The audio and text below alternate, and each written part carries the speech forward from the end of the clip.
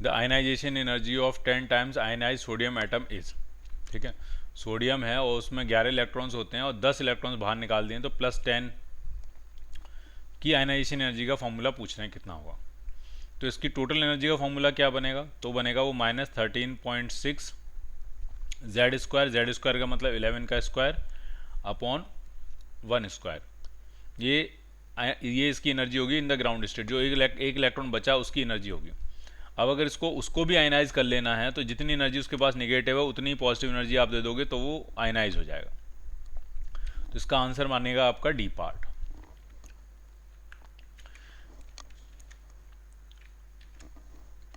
Next question में कह रहे हैं बोहर थ्योरी के हिसाब से radius of electron in n orbit described by a principal number n and atomic number Z is proportional to. तो रेडियस जो होती है वो एन स्क्वायर बाई जेड के प्रोपोर्शनल होती है। So your answer will be D part. Next question में the radius of the electron second stationary orbit in Bohr's atom is R. Third orbit की पूछ रहे हैं, सेकंड की अगर आर है तो थर्ड की पूछ रहे हैं। तो सेकंड की जो रेडियस होगी वो हो जाएगी आपकी a naught times n square by Z, ये फॉर्मूला चलेगा हमारा। तो सेकंड के लिए एन की वैल्यू डालेंगे 2, तो 2 का स्क्वायर यानी 4 बाई जेड। और थर्ड के लिए जो रेडियस होगी आर डैश वो हो जाएगी ए नॉट टाइम्स 3 का स्क्वायर 9 बाई जेड। और आर डैश में रिलेशन पूछ रहे हैं तो आर डैश अपॉन आर जो आएगा वो आपका आ जाएगा 9/4। तो आर डैश जो आएगा वो आपका आ जाएगा 2.25 into r. So your answer will be B part. Next question में कह रहे हैं if m is the mass of the electron, v its velocity, r is the radius of the stationary circular orbit around a nucleus with charge Ze from the Bohr's first postulate kinetic energy is half mv square of the electron in CGS system कितनी हो जाएगी। ठीक है, तो जो kinetic energy होगी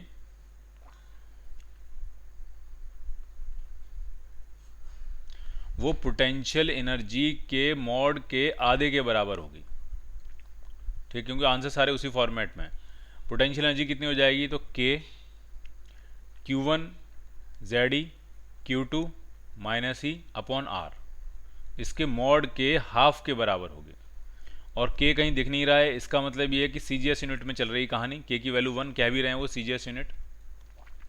तो ये बनेगा आपका ZE स्क्वायर अपॉन 2R, ये बनेगी kinetic energy. ZE square upon 2R, R का स्क्वायर नहीं, ZE square upon 2R। So your answer will be A part.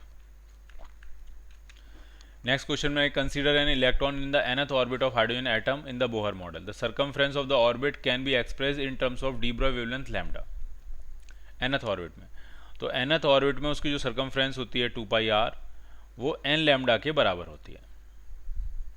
ये फॉर्मूला कहाँ से आता है, ये एक्सप्रेशन आता है एंगुलर मोमेंटम कंजर्वेशन से, एंगुलर मोमेंटम क्वांटाइजेशन से, कि एंगुलर मोमेंटम जो होता है वो NH अपॉन 2π होता है। अब इसमें ऐसा करते हैं 2π को इधर ले आते हैं और mv वाले टर्म को इधर ले आते हैं। तो इधर आके ये 2πr हो जाएगा और इस तरफ क्या हो जाएगा n times h upon mv, और h अपॉन mv जो होगा वो आपकी डी ब्रॉय वेवलेंथ हो जाएगी। तो ये n लैम्डा के बराबर हो जाएगा। तो सर्कमफ्रेंस जो होती है nth ऑर्बिट की सर्कमफ्रेंस n लैम्डा के बराबर होगी, डी पार्ट। नेक्स्ट क्वेश्चन में कह रहे हैं किसी भी बोहर ऑर्बिट में हाइड्रोजन एटम के the ratio of the kinetic energy to potential energy. तो काइनेटिक एनर्जी पोटेंशियल एनर्जी के मैग्नीट्यूड के आधे के बराबर होती है। तो काइनेटिक और पोटेंशियल एनर्जी का रेशियो लिया जाएगा तो आपका आंसर आना चाहिए -हाफ होना चाहिए, क्योंकि पोटेंशियल एनर्जी नेगेटिव होती है और काइनेटिक एनर्जी पॉजिटिव होती है, तो नेगेटिव आंसर आएगा ही आएगा। और काइनेटिक एनर्जी का मैग्नीट्यूड पोटेंशियल एनर्जी के मैग्नीट्यूड के आधे के बराबर होता है। So your answer will be C part. When hydrogen atom is raised from ground state to an excited state, ground state से एक्साइटेड स्टेट जाते हैं तो पोटेंशियल एनर्जी इंक्रीज करती है, काइनेटिक एनर्जी डिक्रीज करती है और टोटल एनर्जी इंक्रीज करती है। तो पोटेंशियल एनर्जी इंक्रीज करेगी, काइनेटिक एनर्जी डिक्रीज करेगी, A part. In the Bohr model of hydrogen atom lowest orbit correspond to minimum energy, zero energy नहीं, minimum energy. The ratio of kinetic energy to the total energy, तो kinetic energy और total energy बराबर होते हैं। लेकिन kinetic energy positive होती है, total energy negative होती है। तो आंसर क्या बन जाएगा? A part.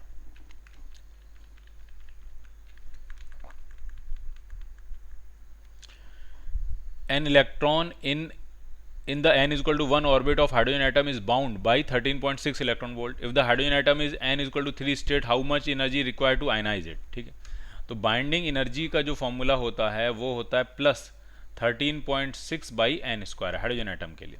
तो n इज इक्वल टू 1 में तो 13.6 एनर्जी से बाउंड है, साफ ही पता लग रहा है। लेकिन n इज इक्वल टू 3 में अगर डालेंगे तो बाइंडिंग एनर्जी कितनी आ जाएगी? तो आ जाएगी प्लस 13.6 डिवाइडेड बाई 3 का स्क्वायर 9।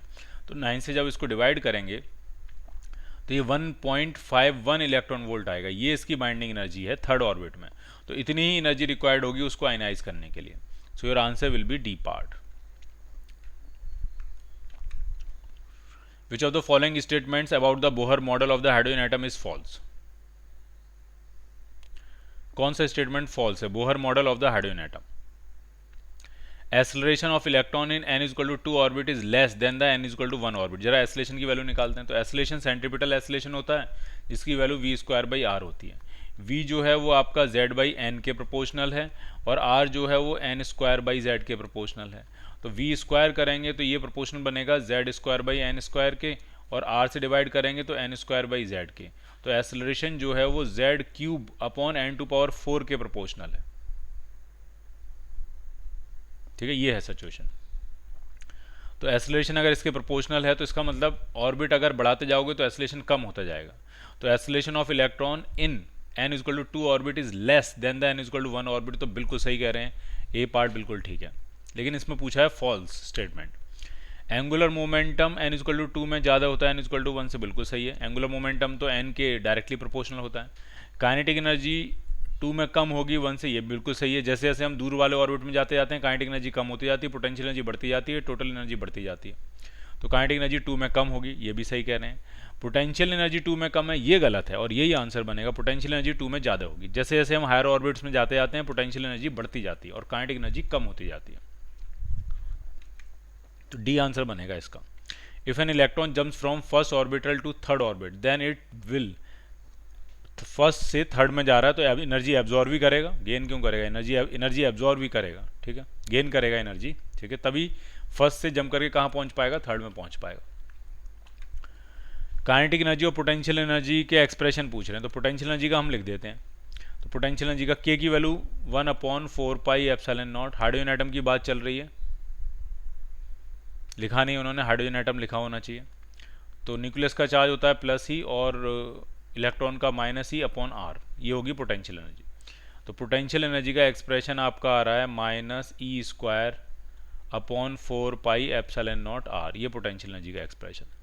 तो काइनेटिक एनर्जी पोटेंशियल एनर्जी के मैग्नीट्यूड के आधे के बराबर होगी, तो ये हो जाएगा e square upon 8 pi epsilon naught are.